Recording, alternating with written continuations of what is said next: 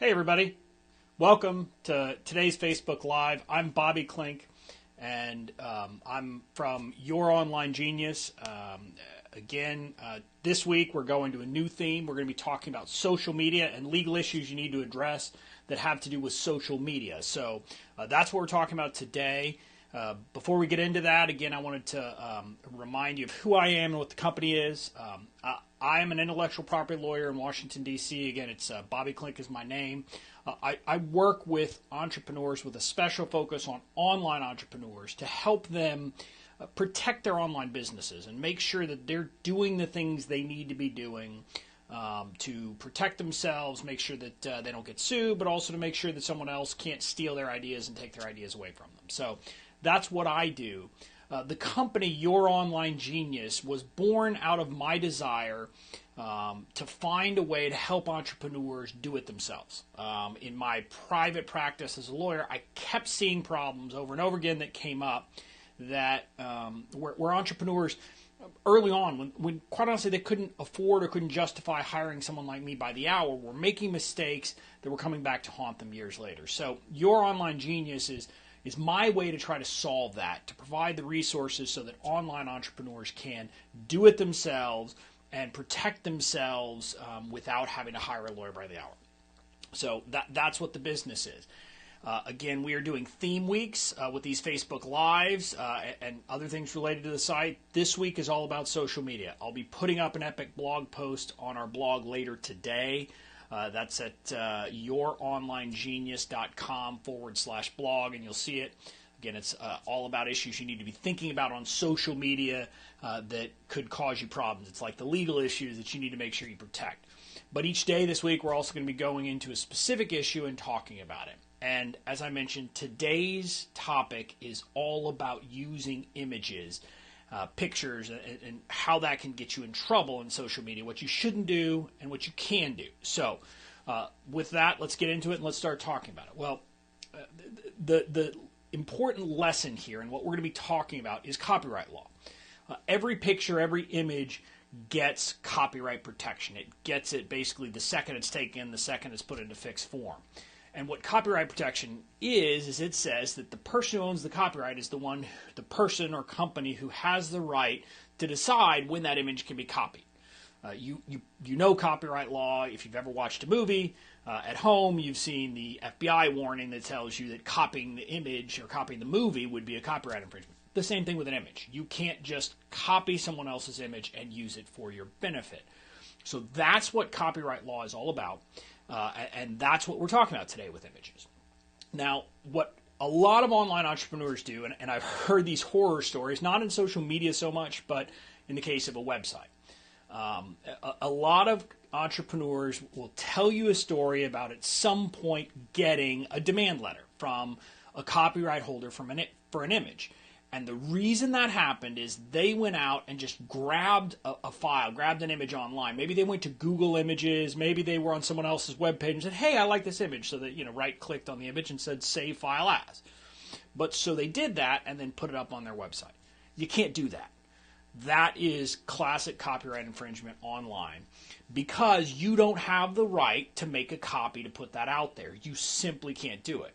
And if you do, especially these days, look, the internet is the great equalizer. It gives us the power to send our message out, but because it's the ultimate megaphone, it also means that if we screw up, people are going to find out about it. So if you start using an image without permission to do so, you are going to be found out, and it's going to happen. So you need to think about that and deal with it in advance and not do that. What will happen if you do is there are kind of two consequences. First, you're likely to get a demand letter from the person who owns the image. And they're going to say, hey, great, thanks for using our image, but we charge a license for that, so here, pay up.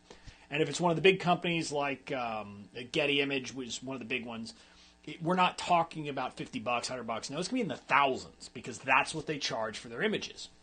So that's going to be the demand, and quite honestly, you're not going to have much of a defense because you, in fact, did use their image. Another thing, though, anytime we're dealing with copyrights, what you need to be aware of is there's a law, the Digital Millennium Copyright Act. This was a law that was passed back when, the internet wasn't in its infancy, but it was still relatively, not as commonly used as it is today. But there was a fear that companies like social media companies or web hosting companies could be found liable for copyright infringement, not for anything they did, but for what their users did. And again, keep in mind, this was before social media. This was in the days of, other issues. But there was this concern. And so what the law says is that if there is a copyright infringement, so if I own a copyright and I copyright on an image and I see it's being used without my permission, what I can do is send what's called a takedown notice. It's a letter to the company that is hosting the image and demand that they take it down. So in social media, maybe I send something to Twitter and say, hey, this guy over here is using my image, take it down. With your web post, it could be they send it to GoDaddy or someone else and demand they do it. The first few times what's going to happen is they're just going to take down the infringing post. But just about every social media company has in their terms of service a provision that says that they, in the case of repeat offenders, reserve the right to cancel your account. So if you're doing this over and over and over again, what's likely to happen is, whether it's Twitter or Facebook or Instagram or Pinterest or YouTube, they eventually will actually deactivate your account and you'll lose all of your content and your access to the actual platform. So that's what you can't do. Now there's also a little nuance we have to talk about because we're talking about social media here. Every social media platform in their terms of service has a provision that says that by posting the image on their platform, you are giving, at a minimum, they're saying you're giving them a license to use it forever and for any purpose, basically. And what that really means, if you think about it, is they have to have something in there, because if I post on, an image on Twitter, well, then someone else is going to repost it. So they're kind of copying the image. That's not a problem. You can retweet, share, do any of that stuff that you want if you keep the original image and or the original post and you're just, spreading it. But what sometimes happens is people see a post, and let's say it's an image with a quote on there, like, oh, I really like that. And people might then, again, go to the thing and right-click, save as, and then post it as their own. That is a copyright infringement again, because, again, you don't have the permission to do that. There was a case that decided this, and it was actually a famous case, ironically, where Getty Image was on the wrong side.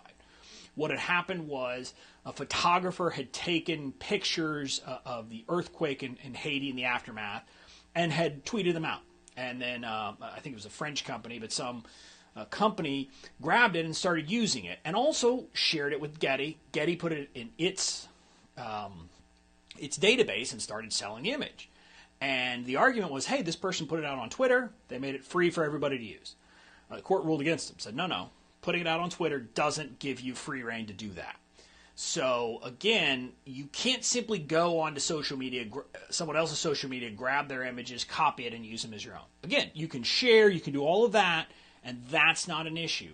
But you can't simply grab the image and then use it. That is not allowed. Okay, so we've talked about what you can't do with images. Let's talk about what you should do. And this is really advice that's broader than social media. It really applies across the board, but you should use it in your social media. Because, again, we know, look, all the metrics are out there.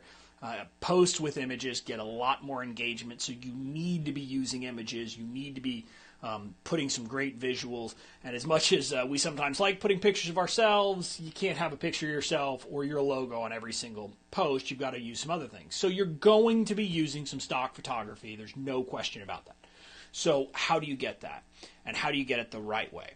Really, there are kind of three different ways to get it. But the important thing is that in each case, you are getting what is called a royalty-free license. And what that means is that you can use it and you don't have to pay a fee for every time it's copied or every time it's shared. You don't want to fall down on that, because, again, if you go viral, you obviously want it to be shared tons of times. So, one place. There are free sites out there. The ones that I happen to go to the most often are Pixabay and Pexels, but there's other ones, I think, Snap, something. But you can look it up. You can just type free, royalty-free, images, and you'll find some sites. Make sure that it says royalty-free for commercial use, no attribution required. That's what you want to see, because if it says those three things, you can use it for a business purpose, a commercial purpose.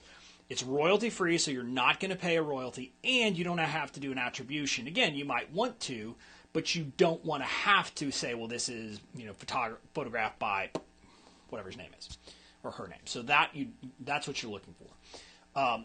There's other options if you are willing to pay a little bit, and you tend to get a little bit more kind of as you go up the ladder. So the next is you pay a service that has unlimited downloads for, say, a monthly fee or a yearly fee. I use a company, it's now Storyblocks. It used to be Graphic Stock, I believe, but they have that. You pay, I think if you sign up, you'll pay $99 for the year, and you get access to all the images. You can download as much as you want and use those. And again, it's royalty-free for commercial use, no attribution required. So that's the source you can go to. The final source, and ironically, the first place I started was to go to paid sites. And these are sites where you buy an image, buy the image, and so you pay per image you download. I started out using places like Shutterstock, which, I think, if I remember correctly, you'll end up paying $5 or $10 an image. You buy basically packs of, I think it's $50 worth of credits, and then you just use them. I don't use that anymore because I just decided, why in the world would I do that?